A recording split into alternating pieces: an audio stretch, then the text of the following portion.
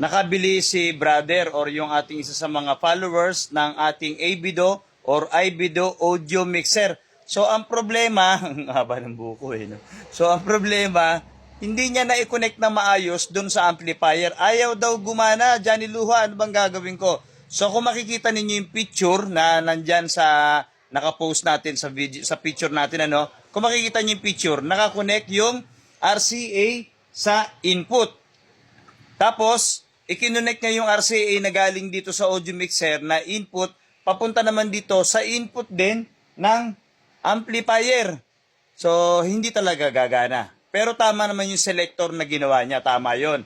Pero nagkamali siya dito mismo sa audio mixer, yung pinakang input. So, yun ang ituturo natin. O, sa kanyo ngayon, yung mga basher, sabihin nyo ngayon na basic. O, kita nyo, no? Basic, pero kita nyo, yung pagkukunik lang nito, hindi nila maikabit. No? Paano pa tayo pag nagturo pa tayo ng malaliman na turo, no?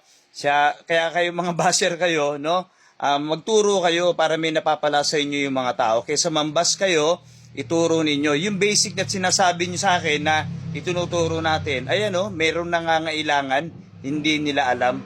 So kaya ituturo natin yan. So panoorin po ninyo para mabalik-balikan po ninyo yung video para ma-connect na ni Kuya or nung ating followers yung kanyang audio mixer at mapaganan niya na yan. Okay, panoorin po ninyo yan.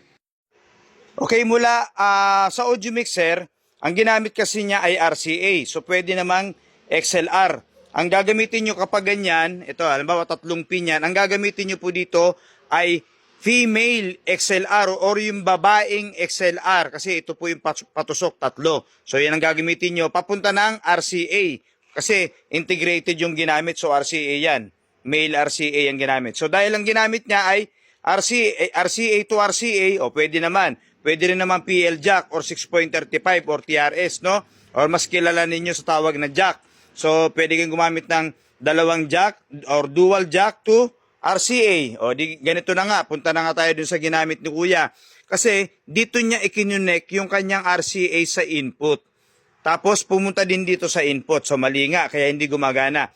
Ang gagawin po ninyo, output, okay? Sa main out at main out. So ang ginamit niya ay RCA, so ito yung main out, papunta po ng input ng kanyang amplifier. So tama naman yung ginawa niyang input saka yung selector, no? So mamimili na lang kayo, basta lagi nyo tatandaan.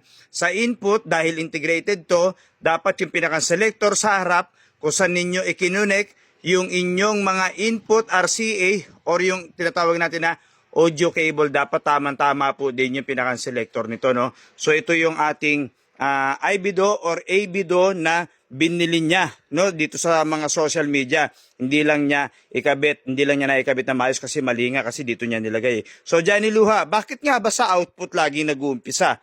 Laging tanong sa atin yan, bakit sa output? Okay, so sa output kasi, ito yung out, lahat po ng papasok dito, halimbawa microphone, videoke player, okay, sa input, videoke player, or pwede kayo dito sa videoke player, mga microphone ninyo, mga Bluetooth, yung inyong mga videoke player na nakakonek dyan, or kung ano pa mang audio source, tablet, laptop, lahat po ng ipinasok nyo rito, ilalabas yan sa out. Okay? Ilalabas dito sa output yan, yung musika niyan, yung mga music na pinasok nyo dito sa audio mixer, ia-out niya yan, papunta dito sa amplifier. So, papasok dito ngayon. Tapos ngayon, syempre, ilalabas yung mga kanta, kukontrolin nito at nito, papunta sa speaker. Kaya tumutunog. Kaya lagi pong output. Kaya ganun din ang mga connection, output, input lang din. Ngayon, yung mga music nito, kaya may output pa yan, kung magkukunik pa kayo ng isa pang amplifier sa output. Abay, bakit nga kami magkukunik ng isa pang amplifier? Ano nga ba ang benepisyo nun, Johnny Luha? So, para po, meron pa kayong isa pang paglagyan ng speaker. No, ganun ang ginagawa po kahit sa mga sound system kagaya namin or sa mga nagbabattle or yung mga sumasali sa competition. Output, input lang. Magkakalink po yung mga amplifier na yon, no? Marami kasing setup na ginagawa talaga. So ulitin natin, kung mapambahay lang, kung meron pa kayong speaker or amplifier o maglagay kayo sa output.